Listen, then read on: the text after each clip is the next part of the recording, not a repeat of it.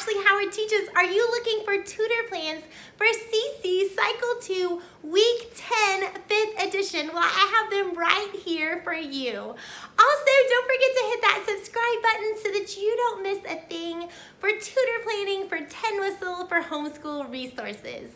All right, and don't forget to hang around to the very end because I will be talking about review games. So let's get started. We will start today with math. So we are doing squares, and what I like to do is I like to get my painter's tape and we'll make a square on the floor.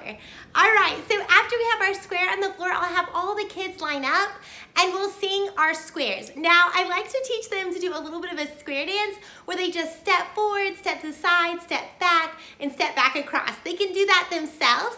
So while we're talking about squares, on our square, we're doing this square dance with our feet. So they have fun with that. We can do it with a high voice or a low voice or silly voices as we go through that. They can also march on the line. They can march backwards. They can hop over the line, hop out of the line. There are so many fun ways to do that. Also, if you haven't downloaded it yet, I have a free digital download for you. I will leave the link below. It has our skip counting, all of the numbers, plus I have the squares and cubes on there so that you can use those in your class as well. So your free digital download will look like this.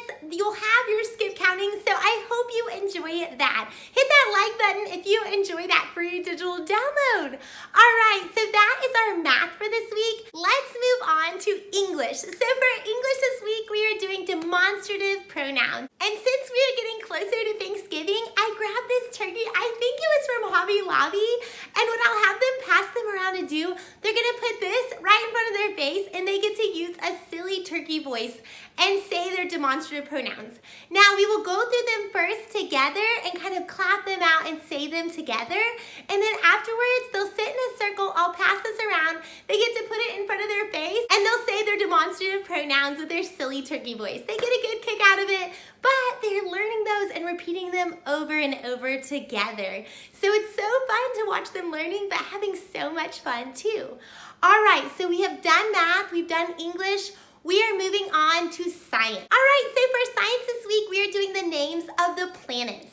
So I printed this out and I will leave the link for you guys below. I didn't make this, but it's so colorful and so cute. And I think I'm actually gonna use this at home with my kids too. But what I'll do is laminate these and have them all ready to go beforehand with some Velcro behind them. I have a great laminator. I put all my classroom tools in the description below so you can access those if you're looking for a new one. After we've gone through and said them, we'll do it to the tune. We'll go, I don't know what I've been told the planets are good to know, and we'll go through and sing all of the planets. So as we're singing that, we will clap our hands, we might snap our fingers, we might pat our legs, and then I'll have them all sit down and we'll say them together, and each child gets to put up a different planet. So they'll get to put up Mercury, Venus, Earth, and we'll go through them, and each time we'll start from the beginning and name them again as we get to the new one. So they're keeping repeating those over and over, and they're getting a longer and longer line. And so after we put all those up, then we'll go through and sing them a couple more times together again. So after we are done with science, we will start our history. So for history this week, we are talking about the history of Russia. So what I like to do is bring a flag of Russia, just something where it kind of landmarks them and they go, oh, I've seen that before. It just kind of adds something to the classroom. And what we'll do is we'll make a big V for Vladimir. And then for first, we'll put one finger up. And then for Christianity, we're gonna sign Jesus like this.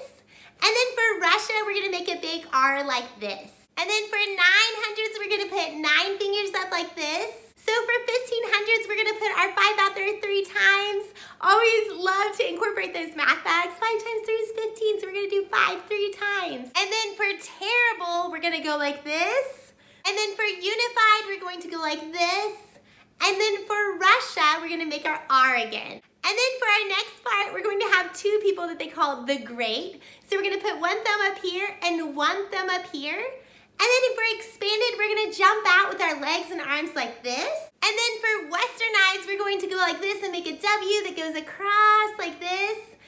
And then for Russia, again, we're going to sign the letter R. And then for 1700s, we're gonna spin around with 7 fingers up and we're going to spin in a circle. And that will be our hand motions for history this week. So there's a couple ways I love to practice history. You could do a limbo stick where they go under as they say their history sentence after they've done their hand motions a couple times. You might do a parachute where you go up and down, and I have a great classroom size parachute. It's also linked in my classroom tools down below. You can see that there.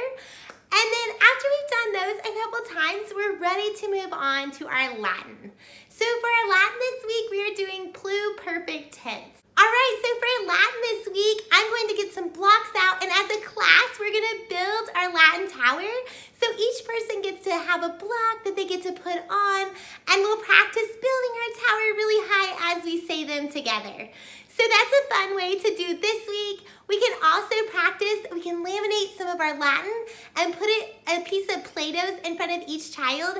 And as we say the Latin, they get to squish their Latin word into the Play-Doh, and they squish each one down into the Play-Doh as we say them. So we have some tactile things and some kinesthetic things to make it more enjoyable and more fun for them to learn. All right, so we have done all those. Let's move on to geography. So someone introduced me to these cute little whale goldfish, and I thought that was kind of fun that they had a whale to swim through to their different geographic locations. So after we've done geography, it's time for review. Okay, so for our review game this week, super simple, super easy. I have this game called Topple.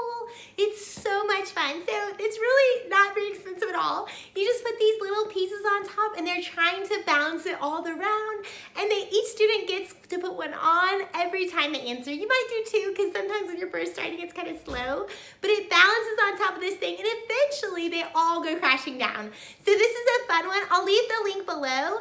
Now, if you're looking for 10 whistle plans, I will have those up shortly. So don't forget to hit that subscribe button. Also, I will link above one of my favorite videos. If you're interested in foreign languages, I have a great video that reviews 5 different Spanish curriculums that I have used and which ones that I love and which of the pros and cons, so that will be helpful for you, maybe if you're looking for another language to teach your child as well as Latin. All right, well, thank you so much for stopping by. I will see you next time. Don't forget to hit that subscribe button. We will see you later. Goodbye.